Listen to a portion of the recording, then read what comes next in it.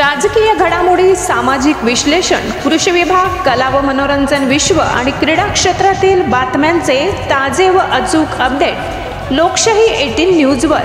बातमी मागची बातमी, शोध सत्याचा। दिंडोरी तालुक्यातील दहेगाव ग्रामपंचायत अंतर्गत असलेल्या वागडूद येथील पाणीपुरवठ्याच्या विहिरीवरती अज्ञात इसमाने नव्याने बसवलेल्या सोलर पॅनलची वायर तोडून खोडसाळपणा करून वायरचे नुकसान केले। त्यानुसार या प्रकरणी वणी पोलीस स्टेशन येथे ग्रामपंचायतचे उपसरपंच अजित कड यांनी तक्रार दाखल केली। त्या तक्रारीच्या वेळी सरपंच मंगलताई वाघ, उपसरपंच अजित कड, पोलीस पाटील दीपक गणोरे, पोलीस पाटील संदीप हिरे, ग्रामसेवक गोधडे, भाऊसाहेब उपस्थिती होती।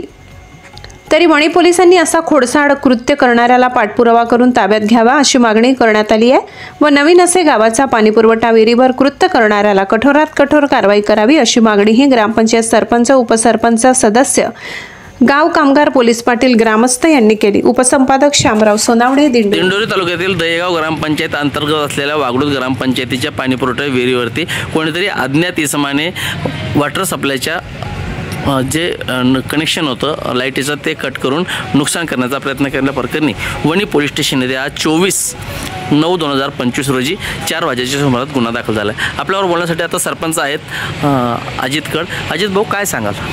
आमच्या वागडूद येथे मागच्या महिन्यामध्ये सोलर पॅनल बसवलेलं होतं।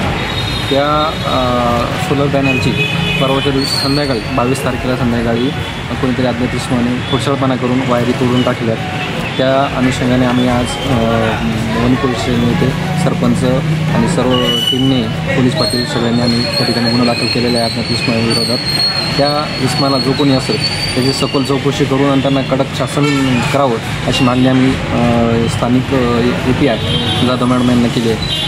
भाऊ, आपल्या गावात हे असे वारंवार प्रकार घडत असतात, काय सांगा? आमच्या इथे समजा सरकारी योजनेच्या याच्यातून सोलर बसवण्यात आलेलं होतं। त्या सोलरची नुकसान झाली, अशी वारंवार चर्चा झाली होती। ती वारंवार न घडता त्याच्याकरता आम्ही पोलीस स्टेशनला कंप्लेंट दिलेली आहे। त्याच्यावर त्यांना कडक शासन झालं पाहिजे ही आमची मागणी आहे।